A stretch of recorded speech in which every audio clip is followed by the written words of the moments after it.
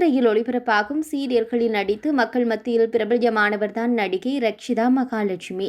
இவர் பிக்பாஸ் நிகழ்ச்சியில் கலந்து கொண்ட பிறகு வெள்ளித்திரையிலும் கால் பதித்துள்ளார்.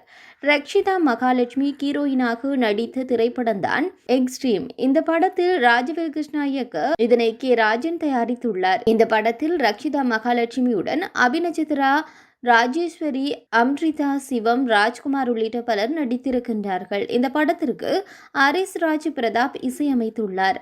ஆக்ஷன் த்ரில்லர் நிறைந்த கதைக்களத்தில் இந்த படம் உருவாகியிருக்கின்றது.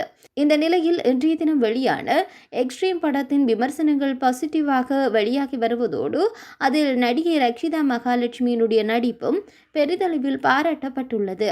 அதன்படி படத்தை பார்த்துவிட்டு வெளியில் வந்த ரசிகர்கள் பேட்டி கொடுக்கையில் அடுத்த விஜயசாந்தி ரக்ஷிதா மகாலட்சுமி தான். அந்த அளவிற்கு அவருடைய நடிப்பு அதிரடியாக காணப்படுகின்றது. இந்த படம் சூப்பராக இருக்குது. ட்ரெஸ் விஷயத்துல நிறைய கருத்துக்களை சொல்லி இருக்கிறாங்க. அத்துடன் த்ரில்லர் நிறைந்த கதைக்களத்தில் இந்த படம் உள்ளது.